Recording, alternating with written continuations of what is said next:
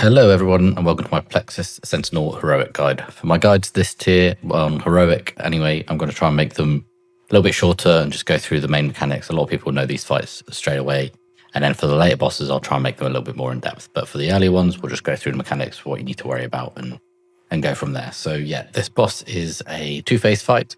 The first phase is all about putting some swirlies to the sides, getting the tank mechanic out, and hitting the boss as hard as you can. And then the second phase is a little gauntlet run that you need to do. And then essentially you break a shield and you go back into phase one. It's rinse and repeat. Very, very easy for a first boss, but quite fun.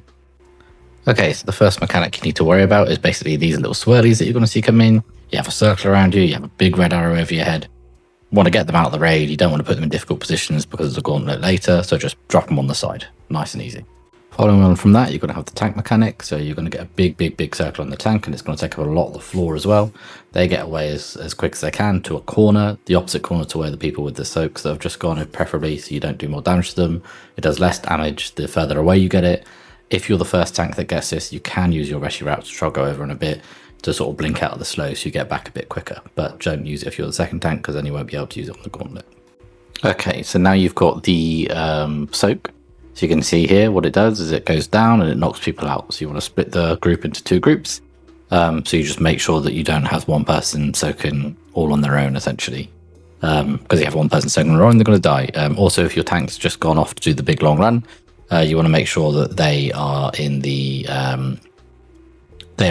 second one, depending on which tank it is and when they're doing it. Okay, so the intermission, you're going to get pushed back. That means ranged players do not be stood near the back of the room. As you can see, you have these balls that come out. You have these sort of cutters that come out. They're all on the screen on the left. You just dodge them.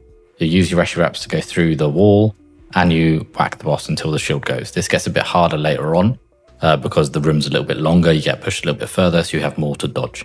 Essentially, if you run into one of those balls, you get knocked. If you get hit by one of those lines, you don't die. You take 4 million damage. It's only the first boss.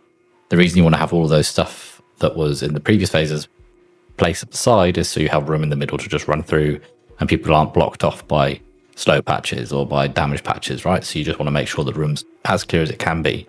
And yeah, I'll go through the Reshi Wraps now.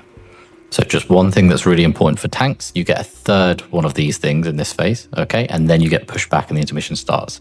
So just be careful, make sure you're not doing it in the middle of the room like I did, or, you know, you're in a good place. So yeah, here we go. You can see we're moving forward. And we're doing all our dodging as normal, much more to dodge because we're now in the second phase, and then you press your extraction button and you go through. Okay, so here you can see highlighted, that's the extraction button, and you can see the big purple wall in front of me. If you do not use this extraction button to go through this wall, you are going to die, okay? Then the exact same thing happens. If you run into those, they bounce you. If you run into those, they do damage. You get to the other side. I was the furthest back, so I'm probably the last there. And you break the shield. And then there's another room you can go into phase one. But, you know, you might kill him before that. But obviously if you go into that last room, you're going to have an even bigger gauntlet to run, okay? Yeah. So things to remember on this boss fight. Tanks, get as far away as you can. People that have the big arrows over their head, put them to the side of the room and not in silly places. Dodge all your stuff and make sure you're getting through the gateway with your extraction button. What I will say is you want to sort of loosely spread because there's some chain lightning that goes out every so often. But it's not really that big a deal, so I wouldn't worry about it too much. And yeah, other than that, just do good dodging and enjoy getting this one killed.